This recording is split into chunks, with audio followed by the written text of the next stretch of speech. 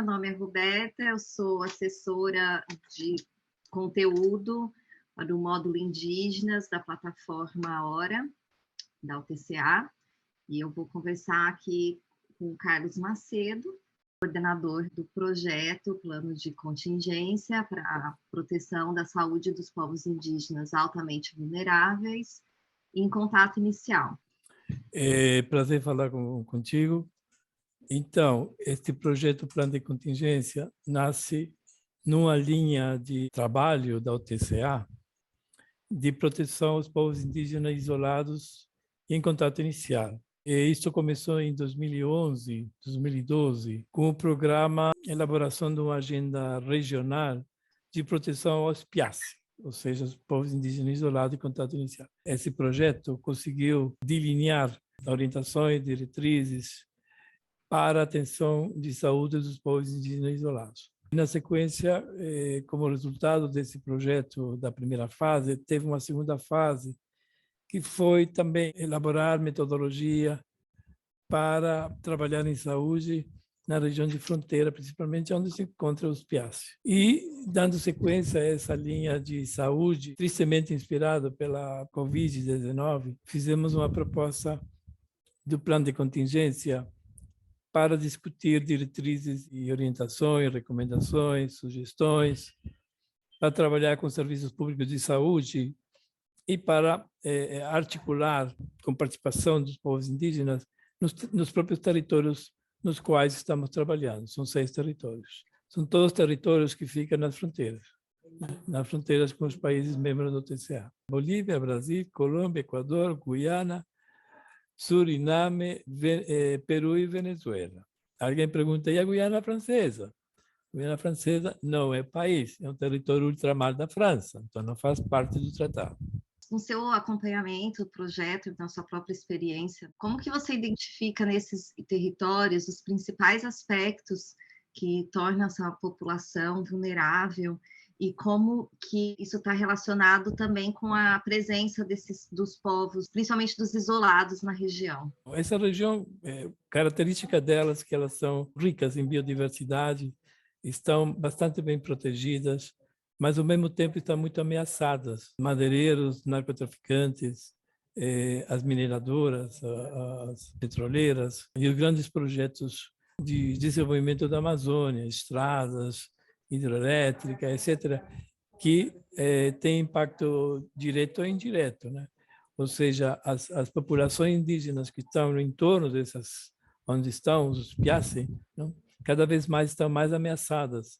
E, portanto, isso estamos falando em meses, em curto prazo, né? Novos elementos, novos factos estão nos levando a pensar que a perspectiva de ameaça vai aumentando cada dia mais. O mais importante é a sensibilização dos povos indígenas que estão nessa região para contribuir com essa proteção, porque são eles que protegem de fato. Os organismos públicos muitas vezes não estão presentes na área, nessa região.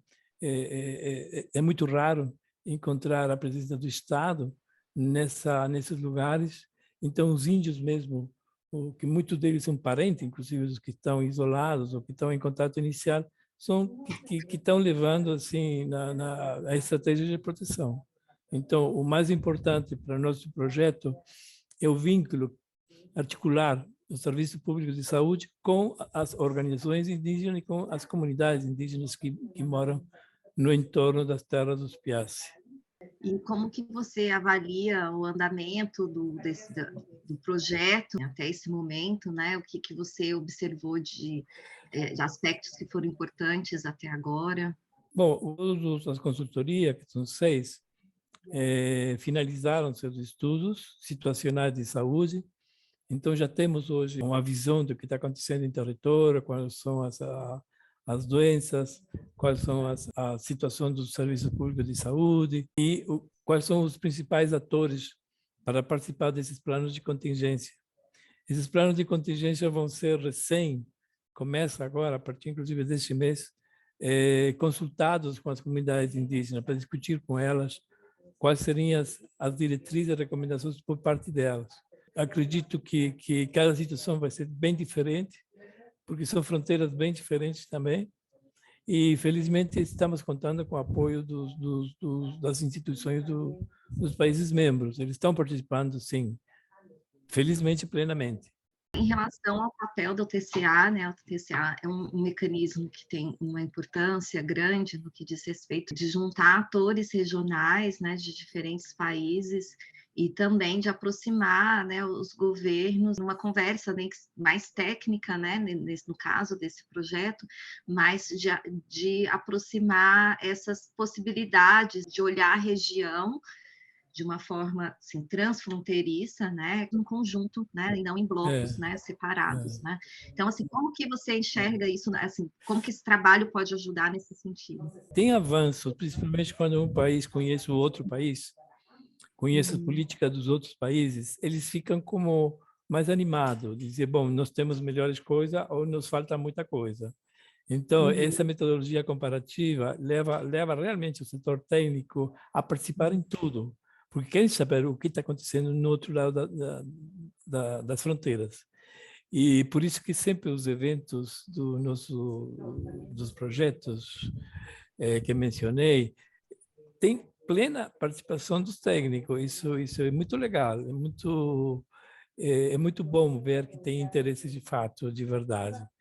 Então, continuamos, porque os funcionários vão mudando também. Então, aquele que era faz 2 anos já não é mais. E o interessante também da história é que muitos deles hoje são consultores, inclusive, do próprio projeto. Então, tem essa mistura, né? Esse círculo, as pessoas ficam trocando de papel, uma vez sociedade civil, outra vez fazem parte do, do governo, são contratados, etc. Mas as pessoas são mais ou menos as mesmas. Então, nesse sentido, existe como uma base, um histórico, um acúmulo de conhecimento que permite avançar em alguns aspectos. Obviamente que não tudo é simétrico, é muito assimétrico esses avanços, né? É uma troca constante de experiência, de ideias. E esses trabalhos dos consultores, eles vão estar disponíveis no Hora. Essa plataforma vai ser uma instância assim, de consulta também, né, para esses países. E aí a gente queria ver a sua perspectiva enquanto coordenador desse projeto, desse material que vai estar lá, né? O que você enxerga que é importante a gente dar um destaque maior, ou como que você enxerga isso contribuindo também para os países, né? Eu acho que vai ser muito consultado pelos técnicos dos países, né? É mais um trabalho de garimpar a bibliografia, né?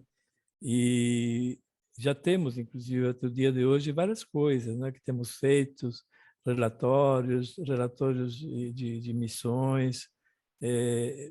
Tem, quer dizer, tem um acúmulo bastante interessante. Mas esse estudo por excelência, na minha opinião, eles estão muito bem feitos.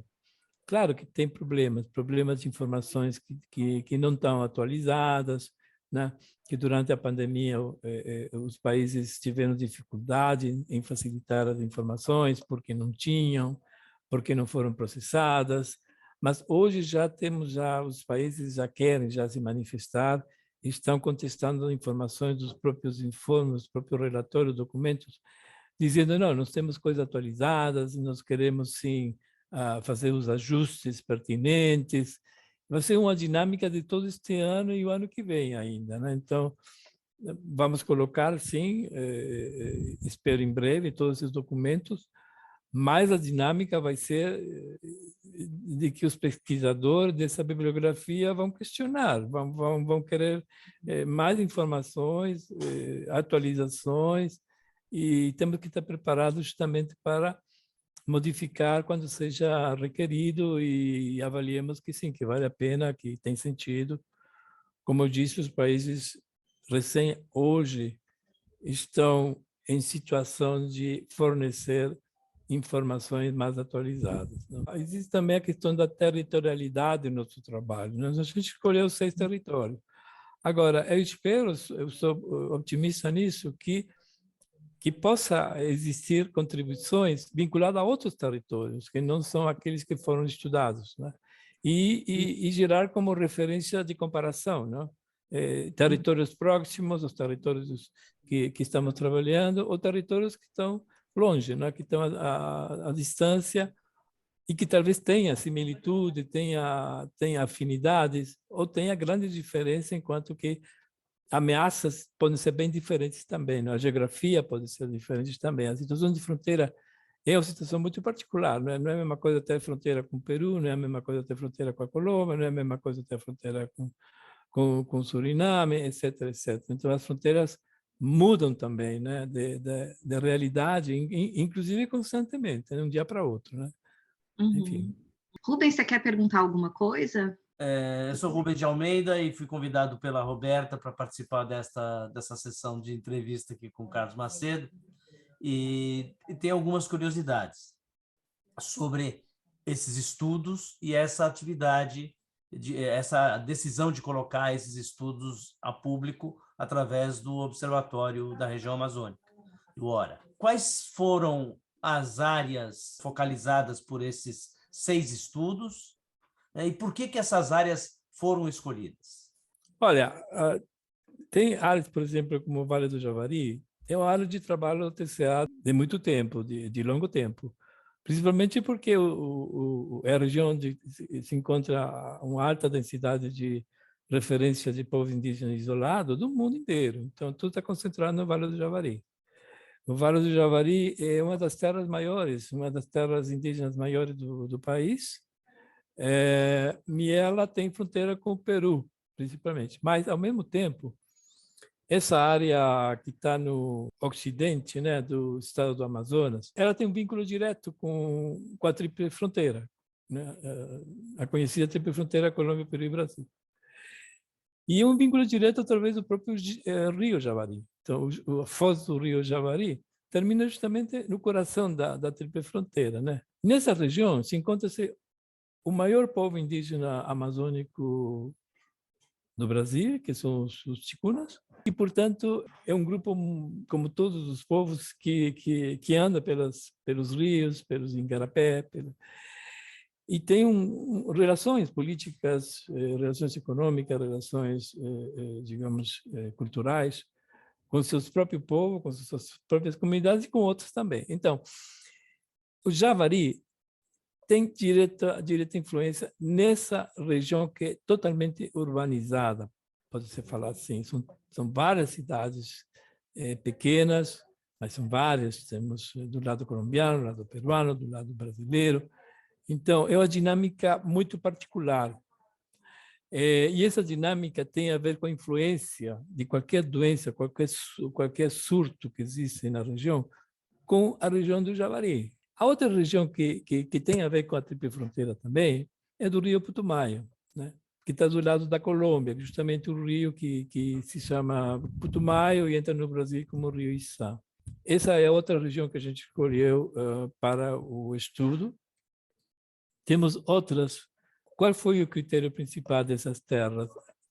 O critério foi um critério político, na verdade. A coordenação do projeto pensou: temos que abranger no projeto os 8 países membros do TCA. Se a gente, digamos, está trabalhando na fronteira de 3 países, tem outros também. Então, temos que trabalhar nos outros países também. Principalmente onde estão povos indígenas isolados de contato inicial. Esse foi outro critério também. Então, a região com o Equador, Peru, temos o Napo Tigre, que é uma região onde também tem referência de índios isolados, né? Tanto Equador também é um país membro do TCA, e já temos um acúmulo de trabalho, né, no próprio Equador, principalmente em relação aos índios isolados, o Guarani, que está no Parque Jasuni, onde temos feito missões, atividades nessa região. O outro critério também foi como podemos criar alianças, cooperação entre os países. E identificamos que existe na fronteira da Bolívia com o Peru o Parque Madrid, que é um parque de conservação ambiental dos recursos naturais, e do outro lado do parque, do outro lado da fronteira do parque, está o Peru também com outro parque, né, o Bajo Raçonel. Então, do ponto de vista administrativo, aparentemente, e é de fato, uma cooperação entre os 2 parques, né?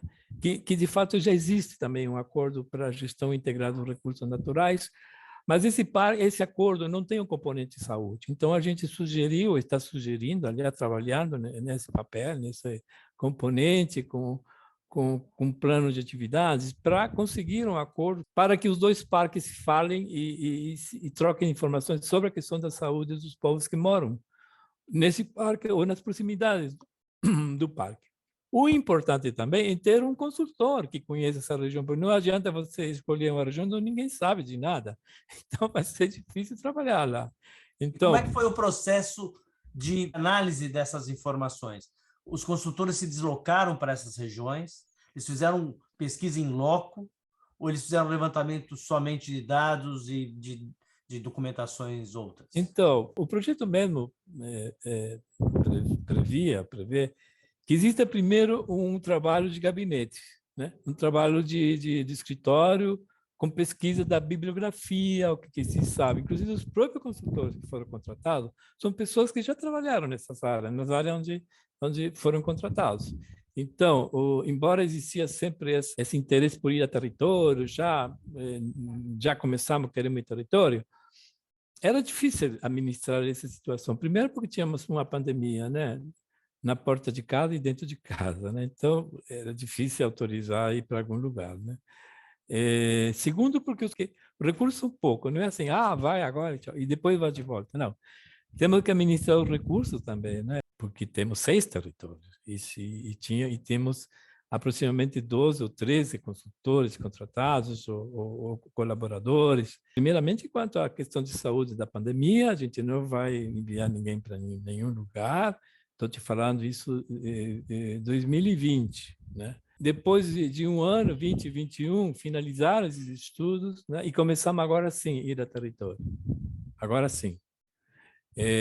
Estamos programando as missões que vão aos territórios, acompanhados sempre com representantes das instituições de assuntos indígenas e saúde dos países, porque isso é o barato do projeto. A gente tem que empurrar, não sei se é a expressão correta, os países para se apropriar do nosso trabalho. Não adianta a gente fazer um plano de contingência e os países não ficam sabendo de nada. Não, são eles os protagonistas, são eles os que devem liderar junto com os índios esse plano de contingência. Não é um trabalho isolado, nem só índio, porque os índios já têm seu plano de contingência, eles sabem para onde fugir, para onde ir, como fazer, tem que fechar a comunidade, eles sabem disso, eles sabem tudo. A gente não vai ensinar nada para eles. O que é importante é que os países, as instituições dos países incorporem, introduzam nas políticas públicas locais, ou inclusive regional, esses planos de contingência que são diretrizes e orientações, né? A questão intercultural é muito importante, né? Muitíssimo importante, né? Imagina vacinar um povo indígena, não é chegar lá e aí, galera, vamos vacinar? Não, não funciona assim, né? Alguns sim, outros não. Mas eu digo, tem que ter certos cuidados que têm a ver com interculturalidade, né? Enfiar uma coisa dentro do corpo de uma pessoa é uma coisa estranha. Temos que convencer aos índios que isso é importante, né? Que faz parte da saúde, da proteção de saúde deles. E, por outro lado, temos inimigos, como as fake news, né? Notícia que se você é vacinado, você vai virar alguma coisa que pode prejudicar a sua saúde como um todo. Então, combater também a questão da fake news é parte do projeto também. Não? Temos aliados para ver como que a gente convence as comunidades a se vacinar, etc. Não é o objetivo do projeto assim vacinação, mas sim faz parte. Né? O plano de contingência tem que estar acompanhado também com vacinação. Né? As regiões fronteiriças, elas são especialmente complicadas do ponto de vista institucional, por conta de 3 entidades nacionais terem que se relacionar numa região que, na verdade, não existe divisão, é uma região só? Dependendo da fronteira, existe já uma tradição de cooperação local, né? Isso existe, claro que existe. É pouca, sim, e não é suficiente, né? Porque principalmente frente a uma pandemia, as próprias instituições ficam minimizadas, né? Tanto assim que a gente não conseguiu nenhuma informação na época, eles não conseguiam processar as informações, porque eram pequenas instituições que estão no meio da Amazônia, né? Esses serviços públicos. Então, não dá conta de nada.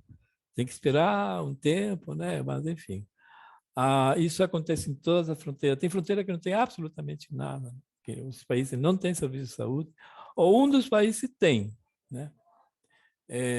Um E dos acaba países tem, atendendo os outros, né? acaba atendendo os outros, exatamente. Isso, os serviços públicos de saúde são conscientes, inclusive isso vai pressionando aos países terem uma política de cooperação, né? Pelo menos uma pressão por parte dos serviços de saúde locais, né? Que estão na fronteira, né? E o que a TCA faz, facilita, então, promover esse tipo de cooperação, de coordenação, de articulação, né? E quando vamos ao território, que vai ser o caso agora, vamos para o Peru, fronteira com Bolívia, é promover a participação das instituições. Então, vão o Ministério da Saúde, vai o Ministério da Cultura do Peru, vai a Direção Regional de Saúde.